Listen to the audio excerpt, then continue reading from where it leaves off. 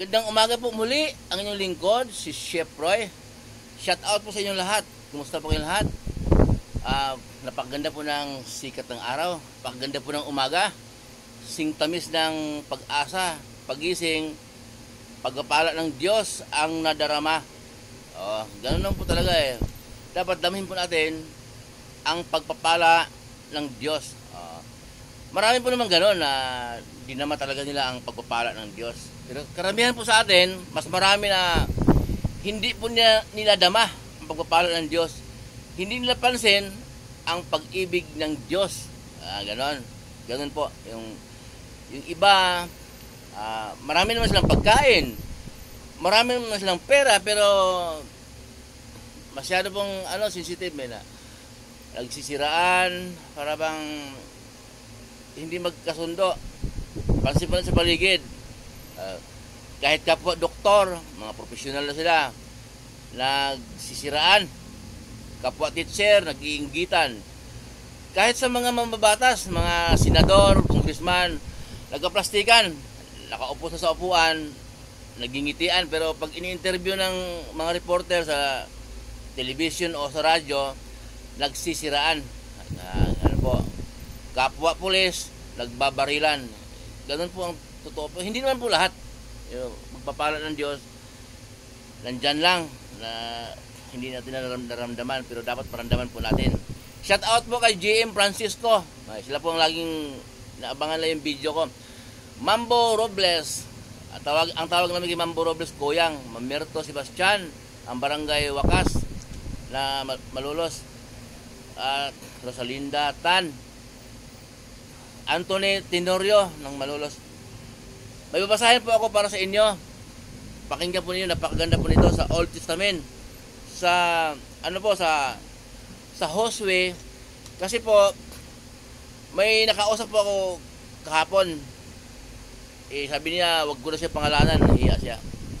Ang sabi po niya, napanood doon niya yung mga post ko po sa Bible, salita ng Diyos, na ang Panginoong Hesus na po, sa mga pinapost ko, ang Panginoong Hesus daw ay Diyos.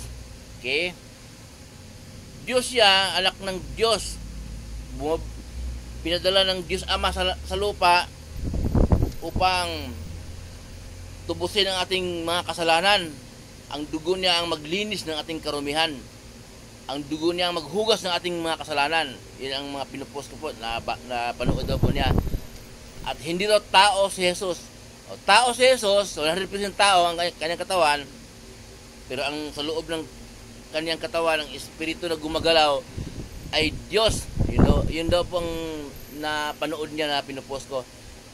Ang Panginoong Jesus daw ay Diyos, 100% Diyos. Okay?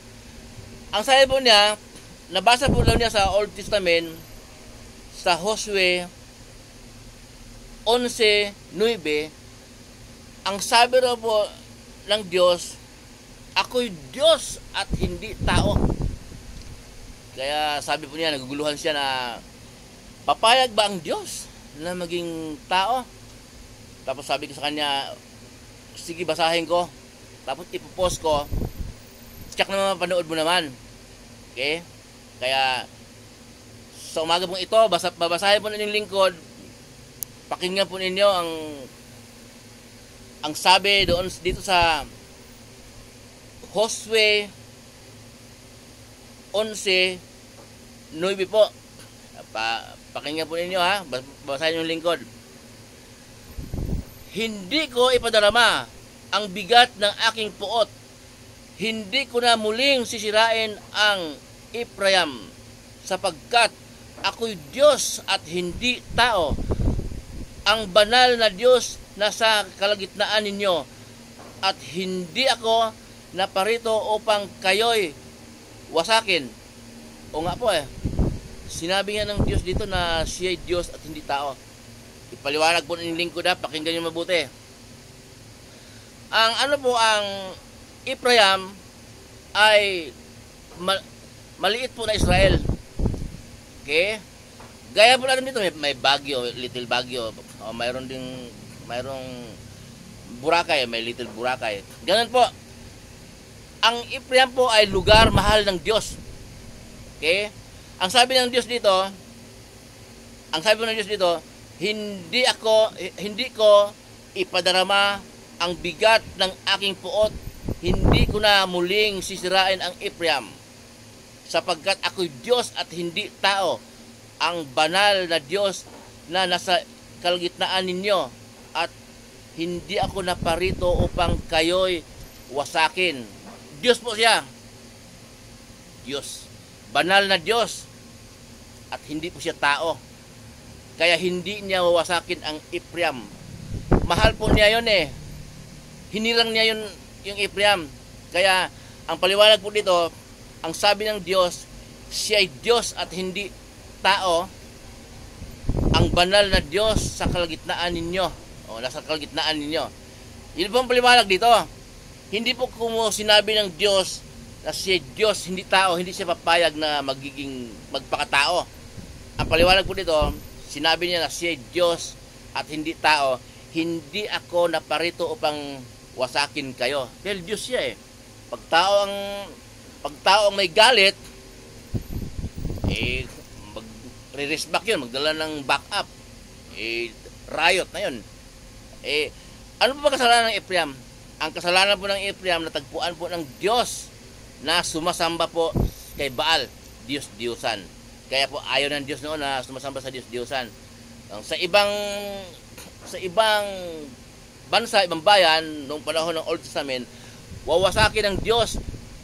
Lahat ng sumasamba sa Diyos-Diyosan ay sisirain ng Diyos. Itong Ephraim po ay maliit na Israel, anak ng Israel. Kaya po, sabi ng Diyos, ako'y naparito upang hindi ko kayo sisirain dahil ako'y Diyos, hindi tao. Ang banal na Diyos na nasa gitna ninyo. Okay? Yun po ang paliwanag po dito.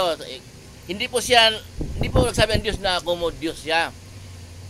Hindi tao. Kasi po ang Diyos talaga, lahat po ay kaya niyang gawin. Pwede nga po ang tao gagawin niyang Diyos. Si Moises po ay ginawa niyang Diyos kay Paraon. May mababasa sa Old Testament na sabi ng Diyos na gagawin kitang Diyos kay Paraon. Si Moises pong kausap niya. At si Aaron na yung kapatid ay gagawin kong propeta mo, tagapagsalita.